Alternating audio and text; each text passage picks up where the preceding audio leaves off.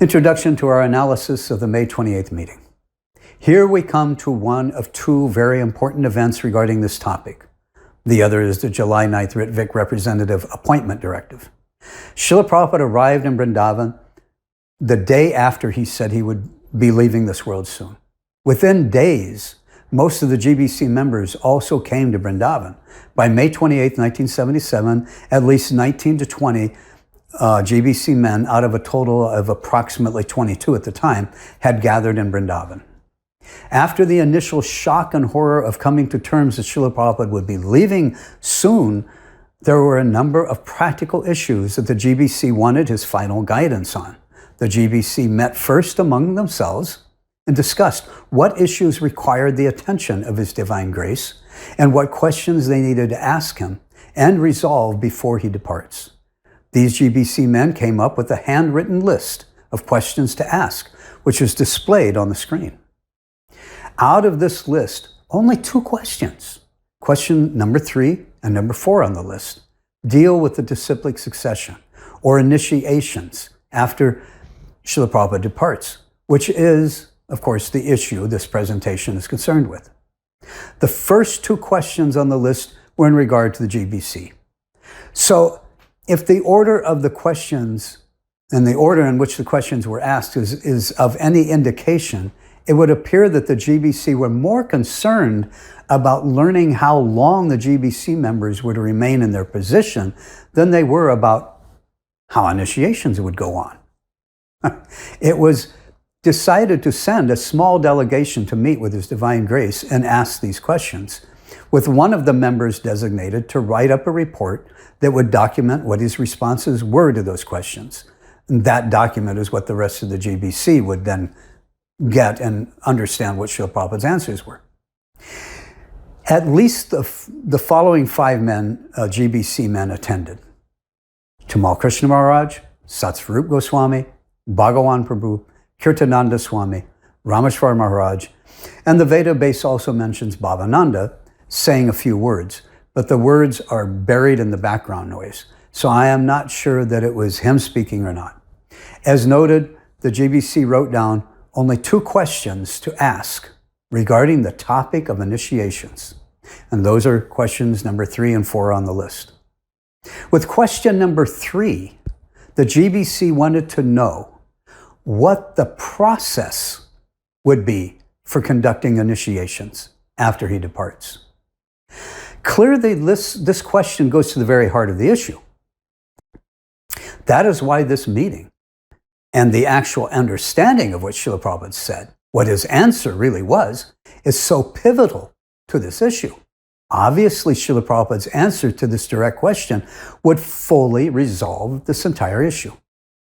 The problem is, however, that Srila Prabhupada's reply to that question has been debated and redebated, analyzed and reanalyzed hundreds of times by at least hundreds or even thousands of devotees over the past 43 plus years, with both sides on this issue claiming that Srila Prabhupada's words support their opposing views.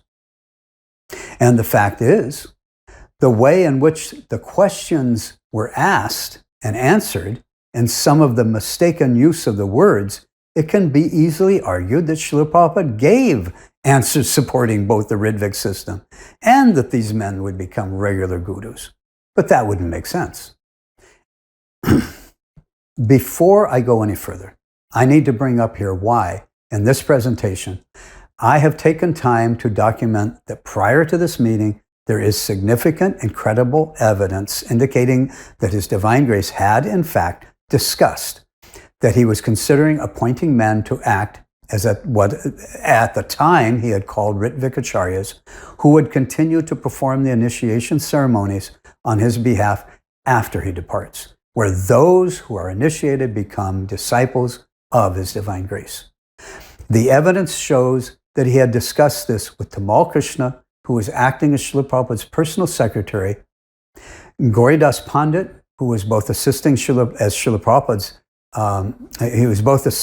Prabhupada's secretary, Tamal Krishna, and was also acting as Srila Prabhupada's personal servant at the time, was the only other devotee personally present when Srila Prabhupada discussed this unique system of initiation. Tamal Krishna then discussed this idea with at least several other members of the GBC, and therefore at least some of the GBC men were aware of this when they went into the meetings on May 28th. One problem or contention is that the GBC have, in the past, completely denied that this had taken place. And even to this date, I know of no time where the GBC has officially admitted that Srila Prabhupada had indeed spoke of this before the May 28th meeting. There have been several individual GBC members who have admitted that the evidence does seem to indicate that this has taken place, but I don't believe the GBC as a body has officially recognized this. Nor do I know of any of the GBC men who were members at that time who have come forward and admitted that this is what took place, except for Tamal Krishna, who had done so in that December of 1980. As I've just previously showed, Gauridas Pandit, Jasodanandan Prabhus, presented their evidence and their side of the story at the 1990 North American GBC meetings, but the GBC rejected his account of what took place. At times, the GBC have belittled Gauridas Pandit, referring to him as a junior devotee, who at the time didn't hold any managerial position in ISKCON. He was acting as Srila Prabhupada's personal servant at the time, and acting as the personal assistant to Srila Prabhupada's personal secretary, but those positions held no managerial authority. Therefore, the GBC have dismissed Gauridas Pandit Prabhu's version of what he has insisted as to what Srila Prabhupada had said prior to this meeting in May. And also what Gauridas Pandit says, what Srila Prabhupada said in the meetings that led up to, as he dictated, the July 9th letter. Does it really matter if Srila Prabhupada had spoken about this before May 28th meeting or not? Even if he had. If he hadn't finalized it, then when he was asked in a formal meeting what he wanted, he may have decided not to go that path. So does it really matter one way or the other if he had talked about this before or not? Yes, it does. And as much as it will help us to make an acceptable and fair analysis of what was really being discussed during this May 28th meeting. It matters in order for us to reach the correct conclusion as to what Srila Prabhupada was really saying at this meeting. Hare Krishna. I am making an audio insert here in order to add additional clarity to the point I just made and to add another, actually most important point that it looks like I may have missed. As I just pointed out, knowing that Srila Prabhupada had been discussing a Rtviks system prior to this May 28th meeting will clarify what his answers really were.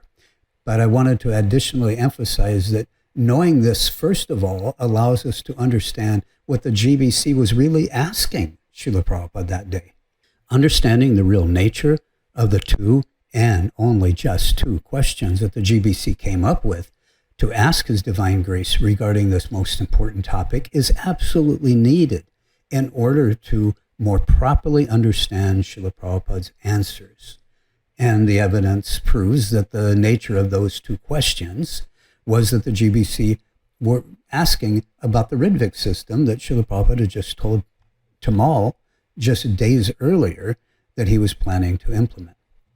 And secondly, and more importantly, I wanted to add here how significant it is that Srila Prabhupada had been discussing such an ongoing Rtviks system of initiations, where he would appoint Rtviks who would perform the ceremonial aspects of the initiations on Prabhupada's behalf, which will allow His Divine Grace to continue to initiate his own direct disciples even after he departs from this world. The most profound significance that Prabhupada had discussed this prior to this meeting is that it totally vacates and defeats all of those who insisted that such an ongoing system is just bogus, bogus, bogus. And therefore, they have argued that such an idea has to be rejected because Srila Prabhupada would never have proposed such a totally bogus system. That argument is annihilated by the evidence that shows that Srila Prabhupada had, for a fact, spoke of implementing this exact system just several days prior to this meeting that was held on May 28, 1977. As I will soon be pointing out, the conversation that day only, and I must emphasize, it only makes any real sense if the GBC had, for a fact, known prior to this meeting that Srila Prabhupada had indeed been discussing such a Rtvik idea. As I will show, if he hadn't been discussing this, then the GBC, and the GBC hadn't been aware of this, then key aspects of this conversation on May 28th would make absolutely no sense at all. And in fact, it would make the GBC look very foolish for asking what would then be stupid questions. Yet if the GBC knew that Srila Prabhupada had discussed this prior to this meeting, then we were left with another very nagging and bothersome question. Why had the GBC so strongly denied this in the past, and even to this day have not formally admitted that this is what took place? Have the GBC been trying to hide something?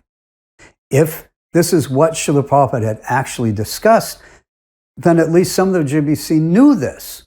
Then why would they be denying it at all for all these years? Personally, I don't know the answer to that question. I can only make a guess. One reason may have been that after the May 28th meeting, they had come to the misunderstanding that Srila Prabhupada didn't really want those Rtviks to perform the ceremonies on his behalf, but that these men would soon, that he would soon name, would become regular gurus. So maybe they just felt that since, now they thought that Tamal had misunderstood what Srila Prabhupada was saying before the meeting. So then in an effort to dispel any misunderstanding, the GBC members just decided it was best just to deny that Prabhupada had ever said anything about this before, since they were now convinced that this wasn't the real understanding, that this is what he was actually saying on May 23rd. Anyway, the reason, I'm going to go off script a little bit, because the reason I really want to emphasize this is that it does make a difference, and there is substantial evidence that proves that he has said this. So it would be best, however, if those who know for certain, they would just come forward and they would explain. Some have also made a point that this was such an important issue. Why would Srila Prabhupada have discussed with only one GBC member, Tamal Krishna, and Gauri Das Pandit happened to be present also, but he wasn't a GBC. So they claim as some sort of proof that Srila Prabhupada would never have discussed this idea of a Rtvik representative system before with just one GBC member, that he would have to have discussed it at length with all the GBC and not just one member. But actually, a little knowledge of this situation at the time reveals it would have been totally understandable. At the time, Srila Prabhupada was extremely ill. He had come to Vrindavan to leave this world. Because his health was so weak, the GBC men were not freely going in to see him. When the GBC wanted to hold their last official meeting with him, they sent only 5 or 6 men due to Srila Prabhupada's ill health. Only a few men, Srila Prabhupada's personal servants, were going into his room on a regular basis, for his personal service, along with Tamal Krishna, who was acting as his personal secretary. And when Tamal would go, Gauri Das Pandit would join him as his assistant. And he was also acting as Prabhupada's personal servant. And this way, Tamal, being Prabhupada's secretary, then became the only member of the GBC who was going in to be with Srila Prabhupada on a regular basis at that time. And since he was acting as Srila Prabhupada's personal secretary, when Srila Prabhupada had something important to say regarding the future of his mission, it was natural for him to discuss these matters with his secretary, who was the only GBC who was going in to see him on a regular basis. He was also a member of the GBC, and he could relay this to the other GBC members. And it was the other GBC members, according to Gauri Das Pandit, or at least, a number of them were asking, asking Tamal, has Srila Prabhupada been talking about a successor? Is he going to appoint a successor? And they were asking Tamal to go in and ask Srila Prabhupada, and that is what he did on May 23rd. He asked Srila Prabhupada in his private meeting with Gauridas was there, if Prabhupada was going to be selecting a successor guru. Their concern was a successor guru, a single person.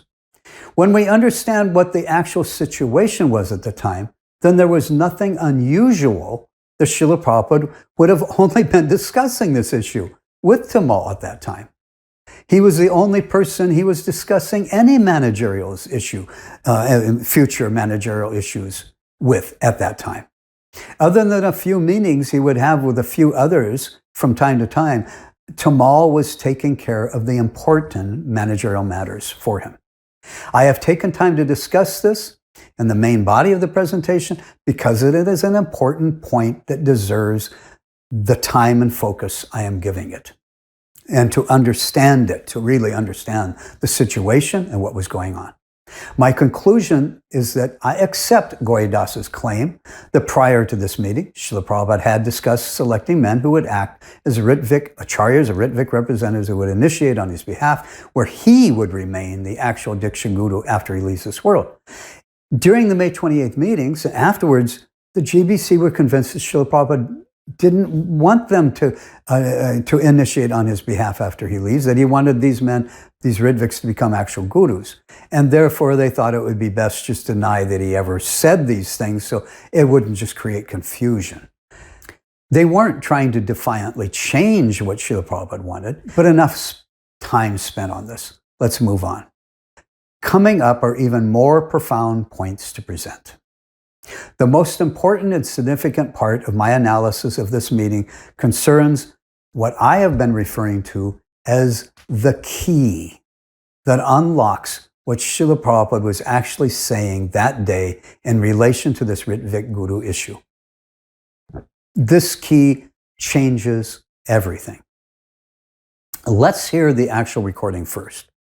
Then I will come back and reveal the key. And with the knowledge of that key, we will then dive deep into an analysis of this conversation.